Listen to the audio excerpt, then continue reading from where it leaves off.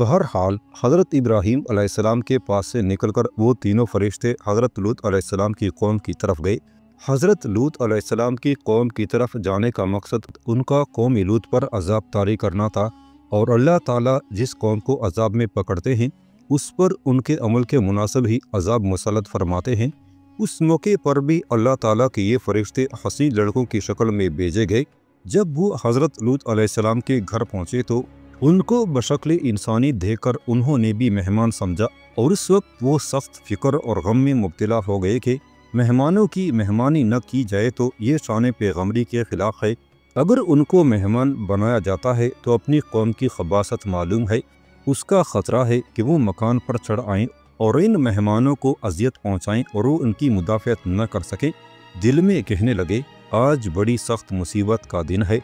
चुनांचे अल्लाह ताला ने उस आलम को अजीब इबरत की जगह बनाया है जिसमें उसकी कुदरत कामिला और हिकमत बालिगा के बेशुमार मज़ाहिर होते हैं। आज़र बुत परस्त के घर में अपना खलील हज़रत इब्राहीम अलैहिस्सलाम को पैदा कर दिया, और हज़रत लूत अलैहिस्सलाम जैसे मकबूल और बरगज़ीदा पैगम्बर के घर में उसकी बीवी काफिरों से मिलती और हज़रत लूत अलैहिस्सलाम की मुखालिफ थी। जब ये मुहतरम मेहमान हसीन लड़कों की शक्ल में हज़रत लूत अलैहिस्सलाम के घर में मुक़ीम हो गए तो उनकी बीवी ने कौम के औबाश लोगों को खबर कर दी कि आज हमारे घर में इस तरह के मेहमान आए हैं। हज़रत लूत अलैहिस्सलाम का साबिका अंदेशा सामने आ गया जिसका उन्हें फ़िक्र और गम था। चुनांचे उनकी कौम की अफराद दौड़ते हुए उनके पास आए और वो पहले से ही नामाकूल हरकतें किया करते थे। चुनांचे जब कौमी लूत के लोग हज़रत लूत अलैहिस्सलाम के घर पर चढ़ दौड़े और उन हसीन मेहमानों को आपसे मांगा, उस मौके पर हज़रत लूत अलैहिस्सलाम बड़े तंग हुए। हज़रत लूत अलैहिस्सलाम ने जब देखा कि उनकी मुदाफ़ियत मुश्किल है, उनको शर से बाज रखने के लिए फरमाया कि तुम इस शर व फसाद से बाज आ जाओ तो मैं अपनी लड़कियां तुम्हारे सरदारों के निकाह में दे दूंगा, इसलिए कि उस ज़माने में लड़की का निकाह काफिर से जायज़ था और हज़ूर अकरम सल्लल्लाहु अलैहि वसल्लम के इब्तिदाई ज़माने तक यही हुक्म जारी था। इसलिए हज़ूर अकरम सल्लल्लाहु अलैहि वसल्लम ने अपनी दो साहिबजादियों का निकाह उक़बा बिन अबी लहब और अबुल आस बिन रबी से कर दिया था। हालांकि ये दोनों कुफर पर थे। बाद में आयात नाजिल हुई जिसमें मुसलमान औरत का निकाह काफिर मर्द से हराम करार दे दिया गया। उस मौके पर हज़रत लूत अलैहिस्सलाम ने अपनी कौम के उन अफराद को अल्लाह ताला के अजाब से डराने के लिए फरमाया और साथ ही आजिज़ाना दरख्वास्त भी की, यानी मुझको मेरे मेहमानों के मुतलिक रुसवा न करो, और ये भी फरमाया कि तुम्हें एक भी भला मांस और शरीफ आदमी नहीं जो मेरी बात सुने। मगर वहाँ शराफत और इंसानियत का कोई असर बाकी न था। सबने जवाब में कहा, आप जानते हैं कि हमें लड़कियों की कोई ज़रूरत नहीं, हम जो कुछ चाहते हैं वो आपको मालूम है। उस वक्त हर तरह से आजिज़ होकर हज़रत लूत अलैहिस्सलाम की ज़ुबान पर यह कलमा आया, काश मुझ में इतनी क़ुव्वत होती कि मैं इस पूरी कौम का खुद मुकाबला कर सकता, या फिर कोई जत्था या जमात होती जो मुझे इन ज़ालिमों के हाथ से निजात दिलाती। हज़रत लूत अलैहिस्सलाम ने अपनी कौम के लोगों को बहुत समझाया, अपनी कौम की लड़कियों से निकाह करने और शादी करने की तरगीब भी दी, लेकिन उस बिगड़ती हुई कौम ने आपकी किसी बात पर ध्यान न दिया। उनकी हठ दर्मी, उनकी ये ज़िद इस बात की तस्वीर कशी करती है कि वो खबासत में किस कदर डूब गए थे। बात सिर्फ इस हद तक नहीं रही थी कि वो फितरत और पाकीज़गी की राह से हटकर गंदगी और खिलाफ फितरत राह पर चल पड़े थे, बल्कि नौबत यहाँ तक पहुँच गई थी कि उनकी सारी रोग़बत और तमाम दिलचस्पी अब इसी गंदी राह पर थी। उसके नफ्स में अब तलब इस गंदगी की रह गई थी और फितरत और पाकीज़गी की राह के मुतल्लिक ये कहने में कोई शर्म महसूस न करते थे कि ये रास्ता तो हमारे लिए तबाही नहीं है, ये अखलाक के ज़वाल और नफ्स के बिगाड़ का इंतहाई मर्तबा है जिससे कमतर और अदना किसी मर्तबे का तसव्वुर नहीं किया जा सकता। अपनी कौम के लोगों को मुखातब करते हुए जिस वक्त हज़रत लूत अलैहिस्सलाम ने फरमाया कि काश मुझ में इतनी क़ुव्वत होती कि मैं इस पूरी कौम का मुकाबला कर सकता, या फिर कोई जत्था या जमात होती जो मुझे इन ज़ालिमों के हाथ से निजात दिलाती। उस वक्त तक हज़रत लूत अलैहिस्सलाम को बदमाशों के उस हमले तक ये मालूम न था कि मेहमान दर हकीकत फरिश्ते हैं। वो उस वक्त यही समझ रहे थे ये चंद मुसाफिर लड़के हैं जो उनके यहाँ ठहरे हैं। उन्होंने अपनी फरिश्ते होने की हकीकत उस वक्त तक न खोली थी। चुनांचे जब बदमाशों का हजूम हज़रत लूत अलैहिस्सलाम की क़यामगाह पर पल पड़ा तो फरिश्तों ने उनसे कहा, اب تم اپنے گھر والوں کو لے کر یہاں سے نکل جاؤ اور ہمیں ان سے نمٹنے کے لیے چھوڑ دو۔ ہم اللہ کے فرشتے ہیں، ان کے قابو میں آنے والے نہیں، اس قوم پر عذاب نازل کرنے کے لیے آئے ہیں۔ صحیح بخاری کی حدیث میں ہے کہ حضور اکرم صلی اللہ علیہ وسلم نے اس کے متعلق فرمایا، اللہ تعالیٰ لوط علیہ السلام پر رحم فرمائیں، وہ کسی مضبوط جماعت کی پناہ لینے پر مجبور ہو گئے۔ اور ترمذی میں اس کے ساتھ یہ جملہ بھی ہے کہ حضرت لوط علیہ السلام کے بعد اللہ تعالیٰ نے کوئی نبی ایسا نہیں بھیجا جس کا قبیلہ اس کا حمایتی نہ ہو۔ خود حضور اکرم صلی اللہ علیہ وسلم کے متعلق کفار قریش نے ہزار طرح کی تدبیریں کی، لیکن آپ کے پورے خاندان نے آپ کی حمایت کی، اگرچہ مذہب میں وہ سب آپ کے موافق نہ تھے۔ اسی طرح پورے بنی ہاشم اس مقاطع میں حضور صلی اللہ علیہ وسلم کے ساتھ شریک رہے، جس میں کفار قریش نے ان پر دانہ پانی بند کر دیا تھا۔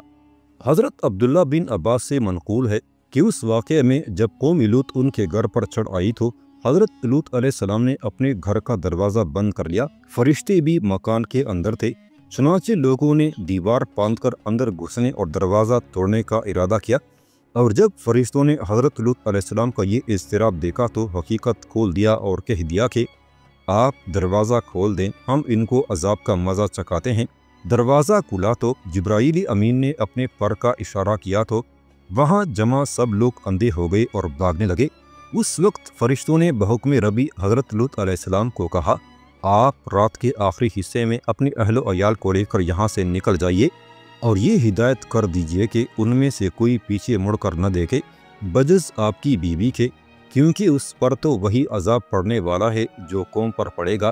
فرشتوں کے کہنے کا مطلب یہ تھا کہ آپ اپنی بیوی کو ساتھ نہ لیں، اور اس کا مطلب یہ بھی ہو سکتا ہے کہ بیوی ہونے کی حیثیت سے وہ آپ کے اہل میں داخل ہو کر ساتھ چلے گی، مگر وہ آپ کے اس حکم پر عمل نہ کرے گی جو آپ اپنے اہل و عیال کو کر دیں گے کہ کوئی مڑ کر نہ دیکھے۔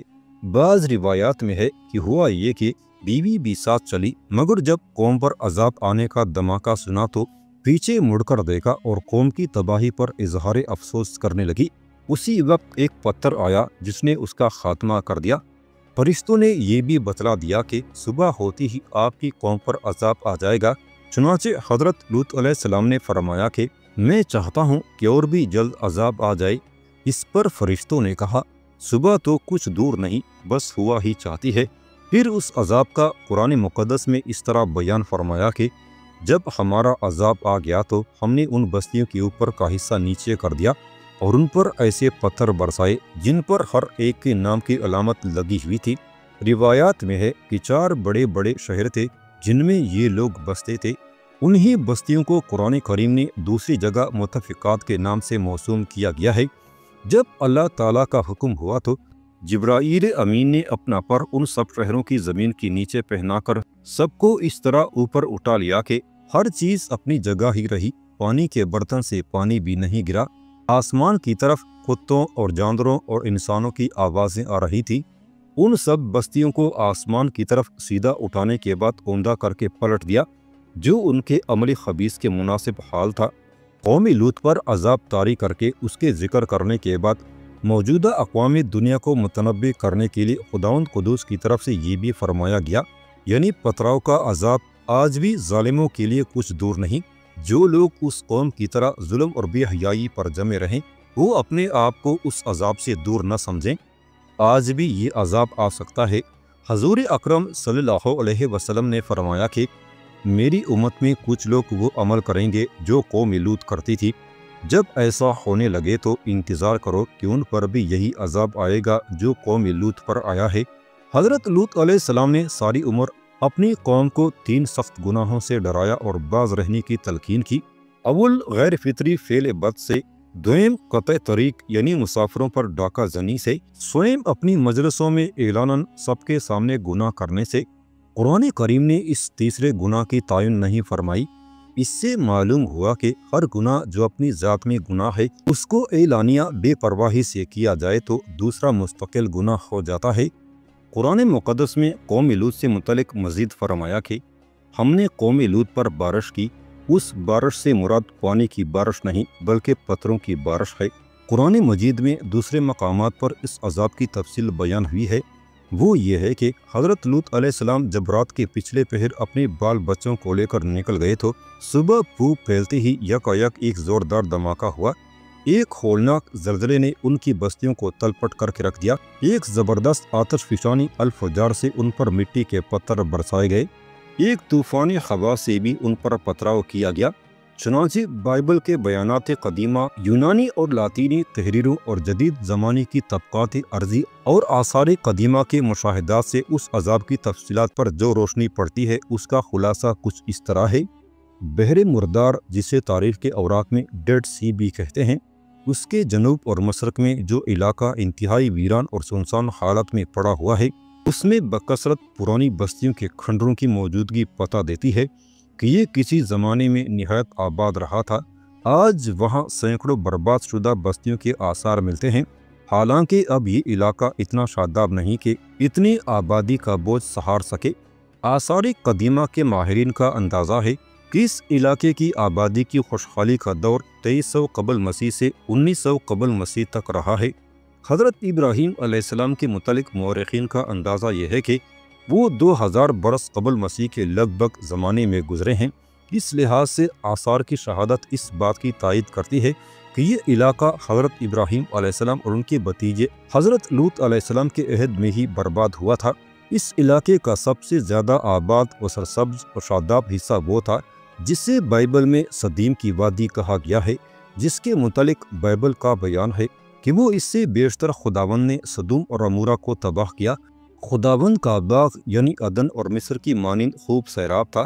موجودہ زمانے کے محققین کی عام رائے یہ ہے کہ وہ وادی اب بحر مردار کے اندر غرق ہے، اور یہ رائے مختلف آثار کی شہادتوں سے قائم کی گئی ہے۔ قدیم زمانے میں بحر مردار جنوب کی طرف اتنا وسیع نہ تھا جتنا اب ہے۔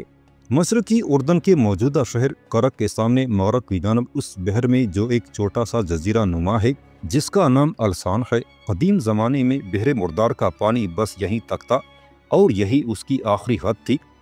اس کے نیچے کا حصہ جہاں اب پانی پھیل گیا ہے، جس سے ملحقہ علاقے میں دور دور تک آج کل پھیلا دیکھا جا سکتا ہے، پہلے ایک سرسبز وادی کی شکل میں آباد تھا، اور یہی وہ وادی صدیم تھی جس میں قوم لوط کے بڑے بڑے شہر سدوم، عمورہ، ادما، زبوہیم اور صغر وغیرہ آباد تھے۔